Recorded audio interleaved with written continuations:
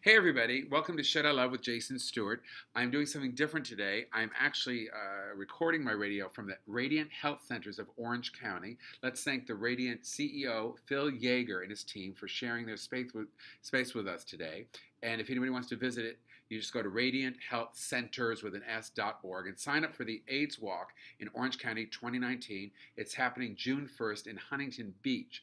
So go sign up now. And I'm here with my friend, Thom Senzee. And Thom has been an incredible supportive guy to me. They actually gave me an award, right, Thom? You are the, I believe, 2017 recipient of the LGBTs in the News She Persisted Award. Which is named after Elizabeth Warren. It is. Because every time anybody sees that on my wall, they go, "You're not a she, girl." And I said, "Don't call me girl." And so Thom has been my friend for years. And Thom is an experienced, trained journalist with over 20 years' experience. He's the founder and moderator of LGBTs in the News. And that's what we're here to discuss, their new panel that's going to be happening soon in San Diego, right? It is. And tell me. It's happening April 25th. April 25th. Yeah, the title, so the panel series itself is America's favorite, I like to say, live forum LGBTQ panel series, traveling the nation since 2013. Mo's Universe is a group of very forward-leaning, progressive, and LGBTQ welcoming. I mean, you know, the And tell us what your panel is going to be. Okay, well, the panel is the title, the subtitle under the LGBTs in the News moniker is a spectator or star player. We can all help end bullying in sports. It's presented by You Can Play, which is a project that was founded by the National Hockey League and others to create safe spaces in sports, all sports, professional, amateur, school, you name it. And I believe, and I think a lot of others believe that one of the sort of side doors, if you will, or the vectors into a more equal society is through sports, because bullying against our community, against little boys and even little girls. Before we get into it, let me tell people a little bit about you, because you really have had an incredible career. He's an award-winning Southern California journalist. He's written for the Huntington Post as a blogger. He's the author of Huffington Post. Thank you. You've written too. Yes, I have. Well, we're talking about you. A Huffington Post signature blogger and the author of All Out Politics, a syndicated column. You've written for everything. I mean, literally all over Los Angeles, all over California, Out Magazine, Los Angeles Daily News, the Arizona Capital Times, KP. You're talking about one of my least favorite topics. I'd love to hear. No, well, we're going to tell just a little. Okay. Just be quiet for 2 seconds, and I'm going to tell people about you, because you really are a terrific guy. You're a board member of the San Diego Press Club and a member of the Society of Professional Journalism, the Los Angeles Press Club, and the National Lesbians and Gay Journalists Association. And he's an incredibly supportive player to all LGBTQ people, and has been doing these, these lectures and talkbacks for the last how many years? Since 2013. We launched at ABC 10 in San Diego. Though we go all over the country, but we launched the week that the Supreme Court overturned Prop 8 and the Defense of Marriage Act. For those who don't know, that's so we could have gay marriage in this country, and California started everything, and sort of it bleeded into the entire country. And we I really feel proud that we sort of set a lot of trends here. Yeah. And my guests today on the show are two different people. First, I'm going to talk about this incredibly wonderful gal, and I'm saying if I say anything wrong, feel free to correct me. Absolutely. Mo Gurton. She's the general manager and partner of Gossip Grill Women's Bar in San Diego. It's famous in the Hillcrest neighborhood. She, as well as a partner of the Inside Out and Mo's Universe. Mo is an activist for both the women's community and the LGBTQ community. She is now part of the LGBTQ advisory board and the mayor of San Diego, for the mayor of San Diego, and she's received the Nikki Award, sometimes referred to as San Diego's Oscars of the community, as Businesswoman of the Year, and she's a great advocate of the LGBTQ community. And welcome to the show. Thank you. And we also have Stefan. Tell me how to say your last name so I don't say it wrong. Chakoti here with us. And basically a bar owner, 5 different venues in San Diego, am I correct? Yeah, we put them we call it Mo's Universe, but it's Urban Mo's, Gossip Grill, Baja Betty's, Hillcrest Brewing Company, and Inside Out. Yes, and you're also serving on the Hillcrest Business Association and the Uptown Parking Board, and you were involved in creating the iconic San Diego Pride flag, which originally was conceived by yourself.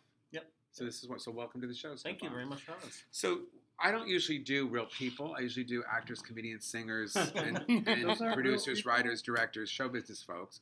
So if I sound like I don't know what I'm talking about, it's because I don't.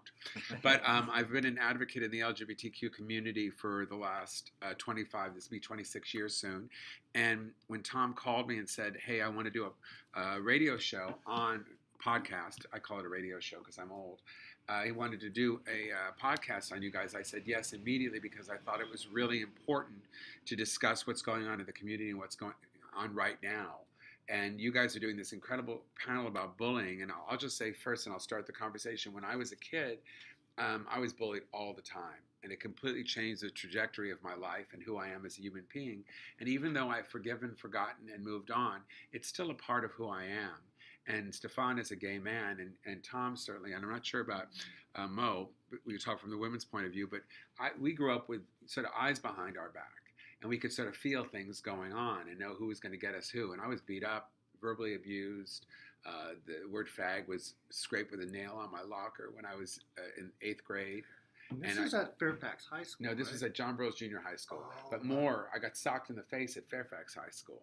So people, all sorts of physical violence. In Southern California. Southern California. Which we think of as a progressive. Right, during the 70s, which was a time when you think that it would be that way, but it certainly wasn't. And certainly there are still problems now to deal with. So first we'll start with you, Thom. Tell me why you wanted to do this panel. And you're thinking about how sports can be a sort of life raft for people in that. Yeah, I like the way that you framed that, Jason. Thank you. And just to make sure everyone understands that this is a free event. It's if you're in San Diego, you can check it out. There's more information at lgbtsinthenews.com, lgbtsinthenews.com. It's April 25th. They needed that S to make everybody crazy. Yeah. Plural. I know. More than one of us. LGBTs. LGBTs as in LGBTs. I'm okay about now being called queer. It took me a long time. Are you okay? Thank God. I'm great with it. Yeah, I hated it. It took me a long time as well. Oh, yeah, you too? It was so derogatory at first, yeah. Yeah. So now we went all the way from all being gay, and people don't know the history of that, and the women wanted to be removed from the gay, not because they didn't want to be with the gay people, it's because of the women's movement more so than anything. Way before all of our times, honestly, and that's how that derived. And then when the L came in, and then they wanted to be first, and we moved it from GL to LG because we didn't want to give the woman. And then, of course, the bisexuals got all upset because there's so many of them. Yeah. And then the T's. We're the new people on the block, so we got to get the T's in. How many letters have we got so far? Oh, 65. That's a bunch. But I like the idea of embracing the queer thing. So the reason I do think that sports is sort of, as I said before, sort of a vector, sort of maybe a shortcut. I don't want to use. I mean these as secular terms. I don't mean them as negatives or I mean them as positives, really, as a catalyst avenue into greater acceptance. Because I believe, and I suspect some of your listeners might agree with me, that bullying against LGBTQ people, when we are little kids, when we know we're different, some of us know what that means very early, others of us don't. But we know that we're not like those other boys, right? Some of us are, some of us aren't, right? Some of us hit it better. And so there are people that played sports that totally fit in and lived within their personal hell, basically, of living in the closet. So I've got one of those guys on my panel, an amazing hockey superstar, professional hockey superstar named Brock McGillis. Brock McGillis? I have no idea who that is, but I wanted to say it like I did. Well, the Canadians dominate hockey, right? That's the thing with the pucks, where that's the thing with the sticks. Every time I see, don't you feel? I feel like someone's going to fall on the floor and they're going to drive over your fingers and cut your fingers off with that. That's what I was saying. Blade. It scares me to death. Well, do they wear hand? Well, here's a picture of Mr. McGillis. He's my headliner.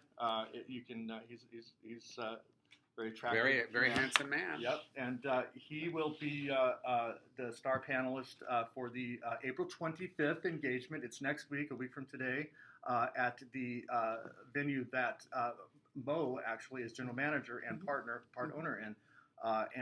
What's the name of the venue? Gossip Grill. Is it Gossip Grill or is it Mo's? It's at It's Gossip at Gossip Grill. Grill. Okay. Gossip Just Grill. making sure. Everybody, it's Gossip Grill. Don't go to Moe's. Gossip Grill, San Diego.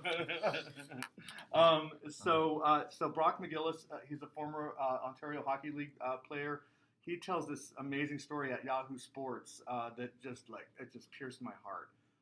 He knew he was gay, and he was playing for this big league team, and he had a boyfriend in Montreal, and he would fly to see his boyfriend, and he had to tell the boyfriend, look, it's like this. I have to go. I have to keep a girlfriend too. Just the way it is. Sorry.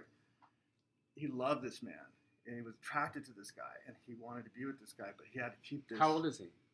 Brock is in his 30s. I'm sorry that I don't know his exact Okay, age. so he's in his early 30s now. And before, when all this went on, how long would have been in his 20s. Right. Yeah. Just to give some perspective on it. Sure. Yeah. Great question. Great context. And I think that's important.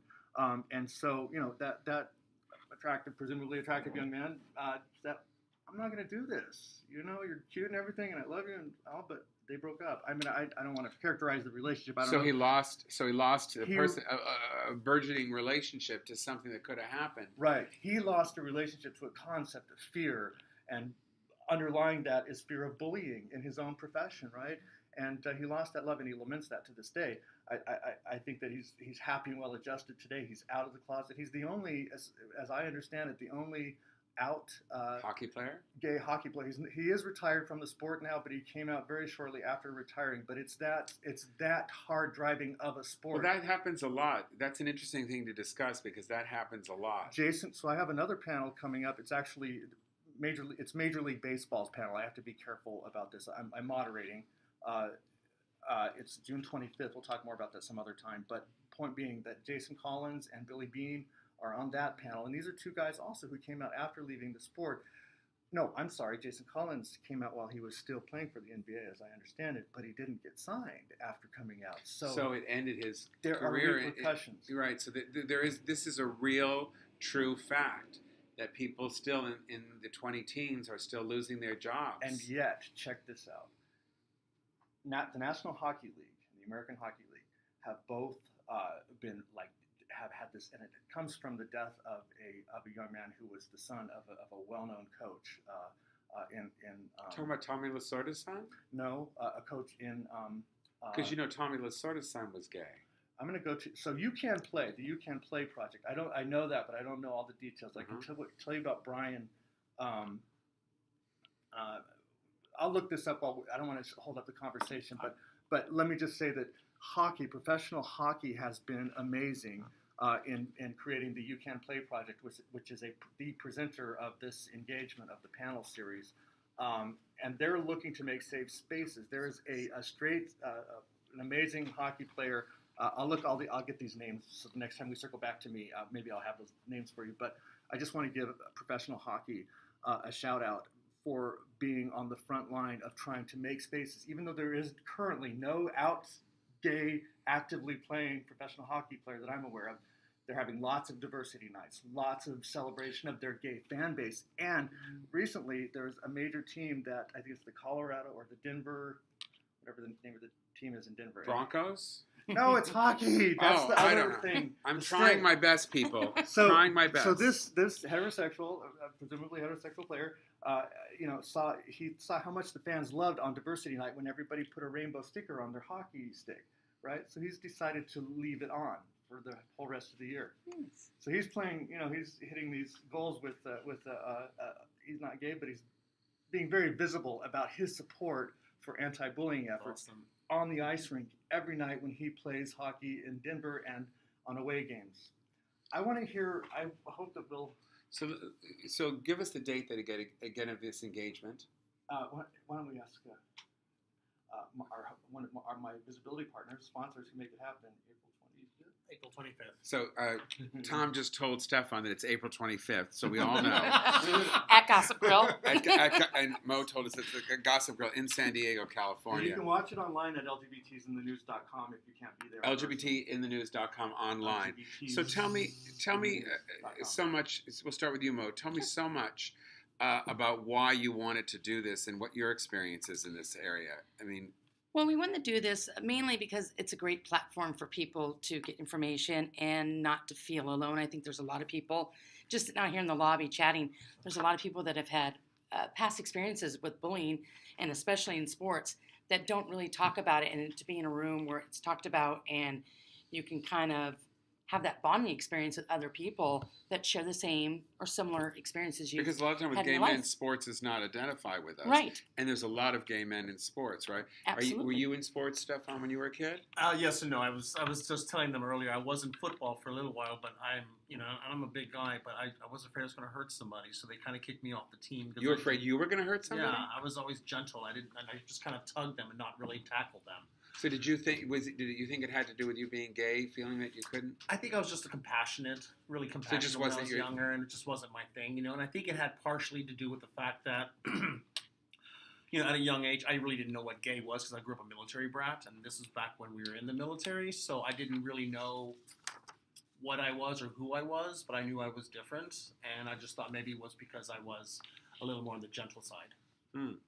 For me, I really think that I would have been more involved in sports had I not been gay. So I think that it's really true because I remember Raymond Clark and his brother Leon, and I remember playing basketball with them and dodgeball with them in grammar school and having so much fun. But because of the way I was treated in dodgeball, which is, of course, Right. it's the hit the gay sport. Listen Yeah, to how I was we're there trained. too. But Listen it's to the how we're truth. trained to frame that, though. You But just said, if I weren't gay, but that's not what you mean. What you mean is if you weren't bullied for being gay. Okay, better way to say it. And that's what this panel is a conversation about. And I think there's a lot of gay people in sports, and especially we'll go into. I just wanted to say this because I feel like it's important to say people's names. Tommy Lasorda's son was a very good friend. It was, I think, the boyfriend of my friend Joey Santos Jr., who was Joe Santos' son, who had recently passed away, and who used to play Dennis Becker on the Rockford Files. And his son died of AIDS. And his son, just as a fact, was a very feminine guy, very feminine. And they were together, and he died at 33 of AIDS. So I think that changed the paragon of the way he saw his life, Tommy Lasorda, as he had gotten older. I mean, I always think that when you have a gay person in your life, it gives you the opportunity. My mom said that to me the other day. It gave her the opportunity to become a better person. To step up and to how to maneuver themselves in life. Do you think it helped your family in that way, Stefan? Yes, especially with my siblings. My father and I were very distant for a while, and then when I found out that I was going to have another sister, I decided to go ahead and become a part of his life again. But to be part of his life after not being in his life for 20 years, I came out to him. You had that, yeah. We'll just take a break for just a second here, and I'm going to do a little commercial for Casa Crawford. It's an Airbnb in Silver Lake, close to downtown Hollywood, and just a couple of quick bus ride to downtown and to West Hollywood, and also Beverly Hills and Hollywood Boulevard. And it's a great place to go. It's a house with beautiful artwork, and you'll be able to stay there just by going to Airbnb or calling Scott Crawford at 323-663-1664. That's Casa Crawford. It's an Airbnb in Silver Lake. Thank you so much, Scott, for sponsoring my show. All right, back to you. Okay. I'm kidding. Stefan said at the beginning, "Don't hit me. I'll get nervous. I won't know what to say." So as a lesbian, as a professional lesbian, because it said that in your bio that you're a professional. Wait, that means you get paid. Well, you're doing it. All of us really have made our livings being gay Absolutely. people, Yeah. which is really a fact in itself. Yeah. To be of a certain age and be able to make your livings. I always think there's a lot more women, like when you go to the Dinah weekend, there's a lot more sporting events. Certainly golf has become the lesbian sport. If Dinah Shore knew what was going on under her name, I wonder how I think she'd be cool about it. You know what? I don't think so. I've heard. Really? I've heard opposite. Really? Yeah. People who knew her? Yeah, that she Wow. wasn't happy about that. Honestly? But Oh my that's God. just from what I've Her name lives heard. on. It lives on, yes. Maya Reddy is one of our panelists. She's a former professional golfer. She's currently in law school. She's with Athlete Ally, and she's founder of the Gaysian Project. She says that surprisingly, when she came out as a lesbian, as a woman in professional golf, the PGA, it's not called the LPGA anymore, is it? Last I heard it was, but I'm not Is sure. it? Okay, forgive my ignorance. I mean, I'm not always that Anyway, lesbian. Maya Reddy says. I call it the Dinosaur Lesbian Golf Tournament, and somebody said, no, that's not the name of it. No, it's the Nabisco, Nabisco, yeah. Invitational or something And like that. it started out as a golf tournament just for women, right? But Yes. there's now just the Dinah weekend, right? Yes. They just call it the Dinah. And it's the same weekend, the same time. My mother called me and asked me if I can get her golf tickets. And I was like, we actually don't do that anymore. You mean there's no more golf in the golf? There is, but it's two They're totally separate It's events. just simultaneously occurring.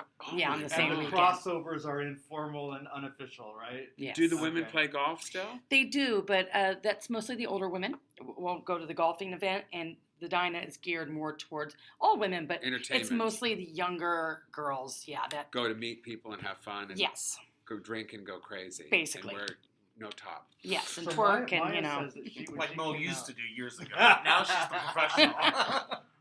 So I just want to kind of just give it. Just it surprised me to hear that this professional golfer found that What's the name again? her name is Maya Reddy. Maya Reddy. Okay. That she received what she described as bullying. She doesn't say it from the PGA. That's not it. But and I don't know if she uses the word bullying. Let me backpedal a little on that. But she says it wasn't. Well, it's what we would call bullying. I know that I once used to do a lot of colleges when I was younger, and I was on a panel, and Martina Albertovola was on the panel during this whole gay Pride Week, and she was on by herself and did a speech, and she talked about how she did not get the same opportunities after being an award-winning athlete, and certainly they would, and I still think it's that way. I was surprised to hear Maya say it wasn't easy to be an out lesbian professional golfer. And who's the one that's the ice skater that's very popular right now? Very feminine young guy. I can't remember his name. Evan, if you can look him up, ice skating gay guy who won the Pulitzer Prize. Evan is my assistant, everyone. Evan Shearer, great guy. He was just on RuPaul a couple weeks ago. Was he? Yeah. Yes, and he certainly is breaking that by being truly who he is as an ice skater, and is I guess an Olympic winner. And I don't know much about all of that, but I just thought that was sort of wonderful. And this guy is just being as feminine as he is and being the person that he is. Truly. I think a lot of that also has to do with this time now with just... Johnny Weir is No. one.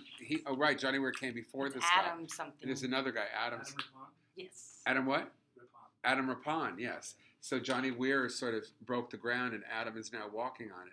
And we've talked about that before. For me, if you break the ground, do you get to walk on it? Not always. And not always. And I fight that. I don't want to. I think that you can't give up.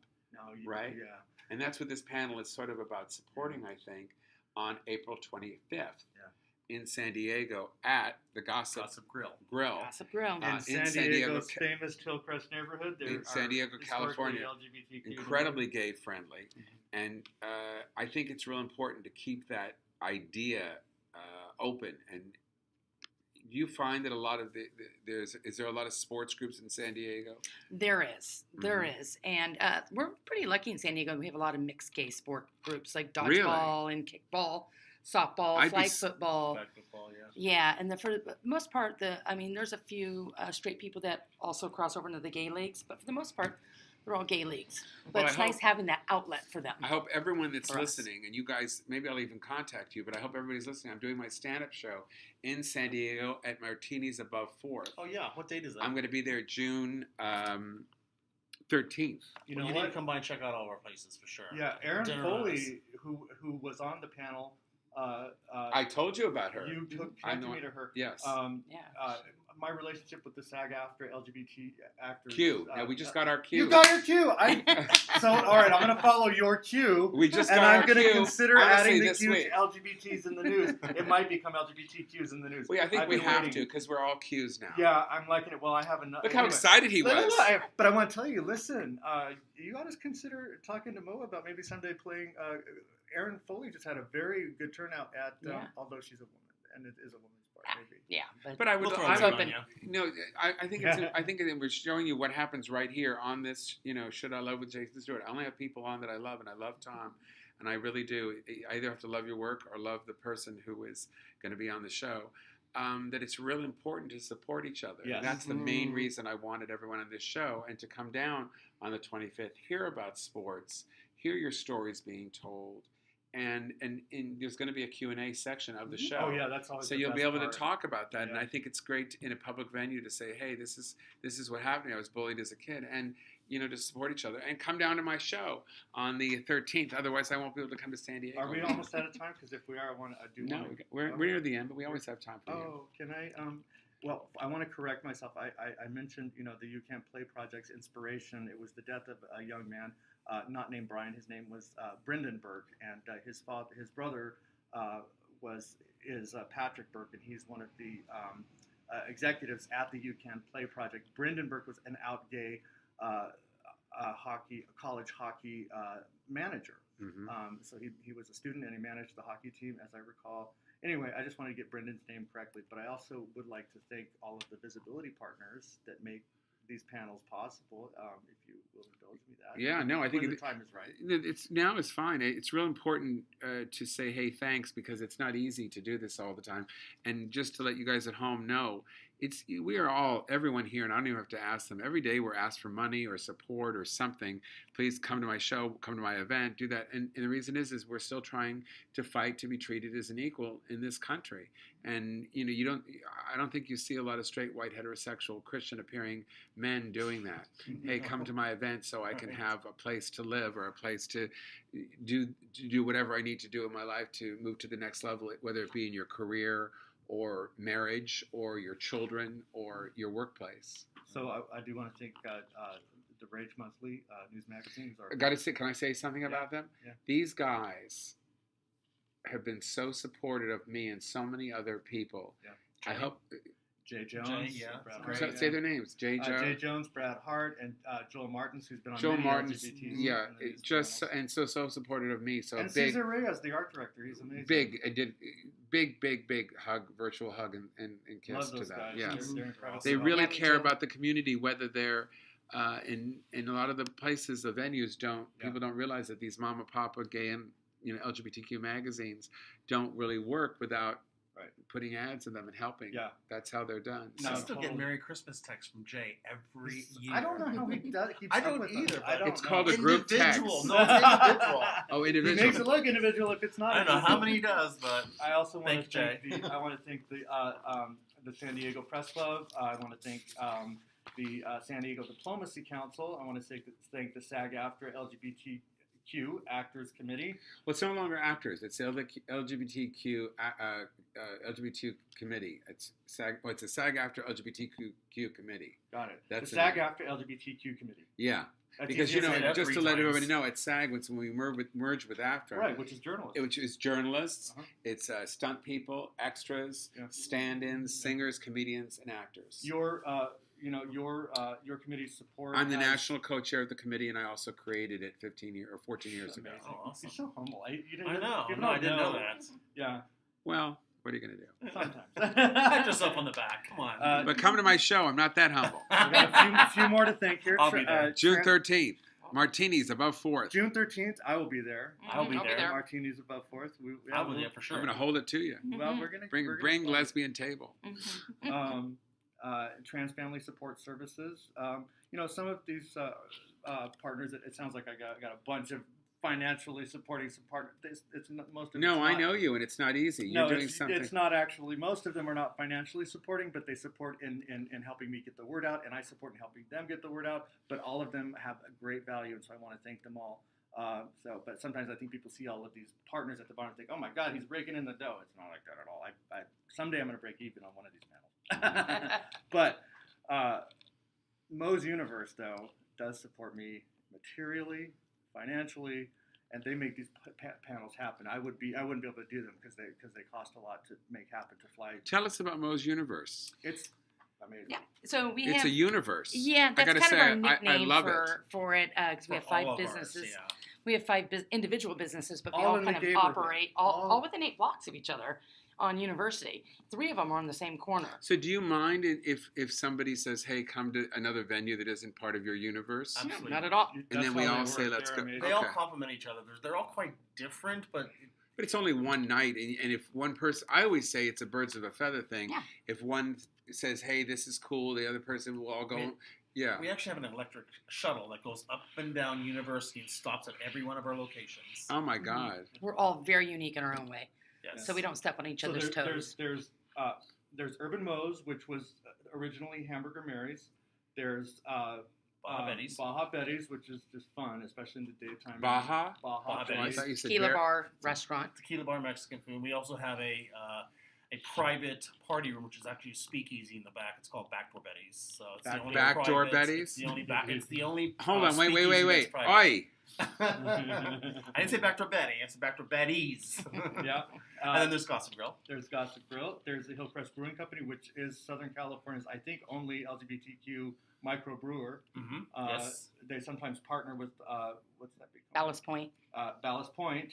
So and Stone too. So before we end this, I want to say I'd like to go around and I'd like to hear an experience that maybe if you want to share about being bullied as a kid.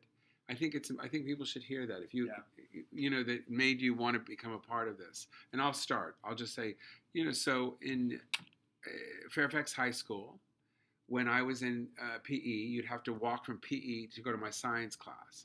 And some kid, and I'll say his name, Langston Zinkford, socked me in the face as I was walking from when I was with my friend Joey Santos, who was so scared that he ran away. And I remember that I passed out for a second. Langston. Damn. I know. And I remember, No. and he knocked my Elton John glasses off my face. Yeah. They were orange and brown gradient. And I remember being on the floor saying to myself, thank God that the PE teacher came over. And I think it was the late Virginia Uribe, who was the tennis teacher there at the time. I think that's who it was who stopped it. And I thought, God, thank God that she came over so I wouldn't have to hit him or do something. Because people always say, did you ever get into fights with a kid when you were a kid? I said, never got into fights. I was beat up, but I never fought back because I was afraid of the whole fight thing, of whether I would be able, to protect myself. Yeah. And it changed my life.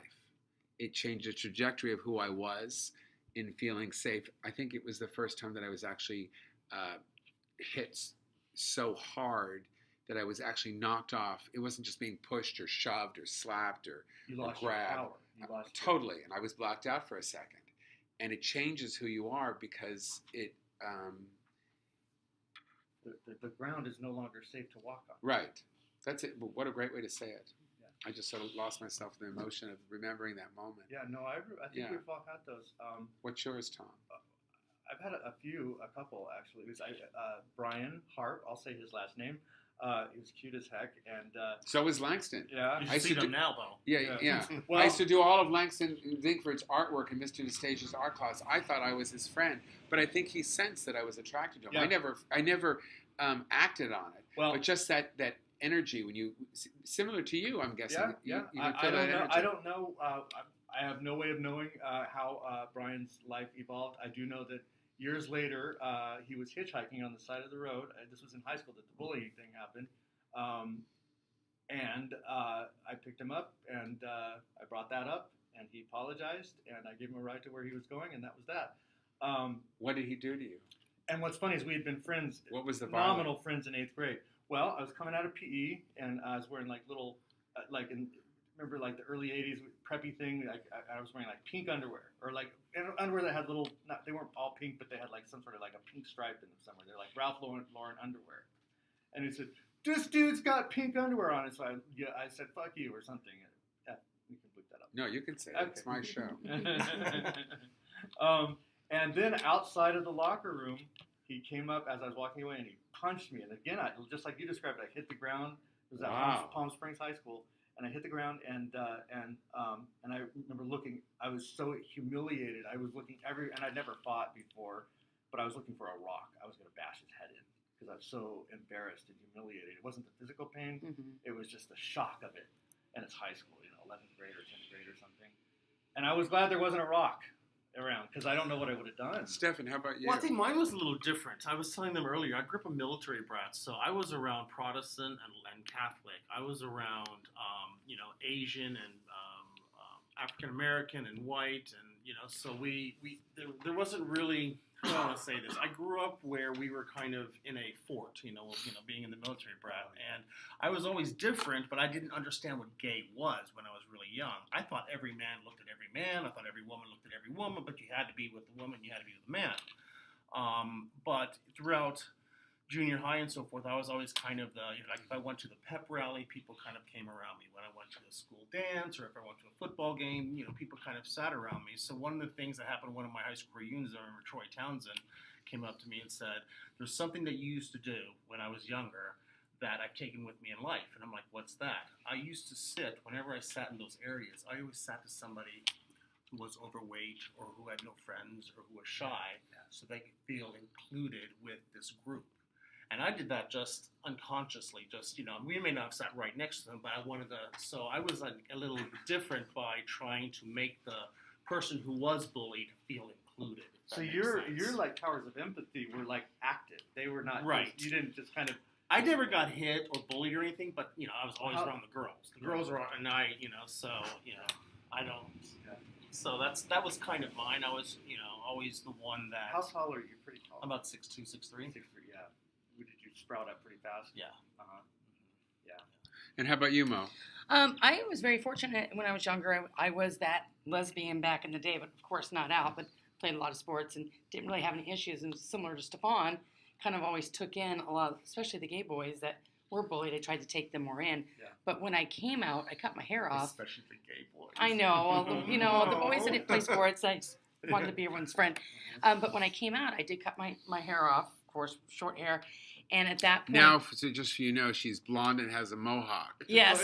So it's somewhere between lesbian, hip, cool, and a music video and Pink. Thank you. Thank you. Singer Pink. But I did at that point notice I lost my job for being gay shortly after, like 2 weeks after coming out, and just walking down the street, it was constant dyke, lesbian. I mean, just people yelling and screaming, throwing rocks, egged. I used to work at a bar. I was outside, and we got paintball and egged. Where was it? Flame. So, in San Diego? No, this was all in, Riverside and San Diego. Wow. So, but I had that a lot, and then things started dying out as we had more social voice. Media too. As more voice came out. So as you're listening to all of this, I hope this ignites you to want to go to the LGBT soon to be Q in the news event on April 25th at Gossip Grill, and support these great folks. Yeah, I mean, I think it would be really great if you could all go. If this conversation so far hasn't inspired you, maybe this will. We're not always the victim. Sometimes we're the victimizer. I'm going to ask all of my panelists. I'm going to confess, and I'm going to ask a few members of the audience. When have you been a bully? When have you either inadvertently been a bully, physically or verbally? Verbally or physically. Well, that's a great question. So I suggest that you all go, do that, support your LGBTQ committee. If you have any questions, just go to jasonstuart.com, STUART. If you want to get a hold of any of these people, hit me up on that website, on the contact page, and I will connect you with everybody here. Thank you again to the Radiate Center. Thanks, Dr. Bronner's, for your support. Thanks also Lafayette Hotel, top of the bay at the Porta Vista Hotel, who are putting up some of my panelists, and the Blunt Post, and San Diego Press Club. That's it. All those people. And I thank Scott Crawford and Casa Crawford, and I thank you all for being on my show and giving me the opportunity to share and to be supportive to my community. Everyone, take care. Until next time. Evan. We'll see you June 13th in San Diego. Yes, hopefully. Thanks, Jason. Take care, Thank everybody. you, Jason. Bye-bye. Bye-bye.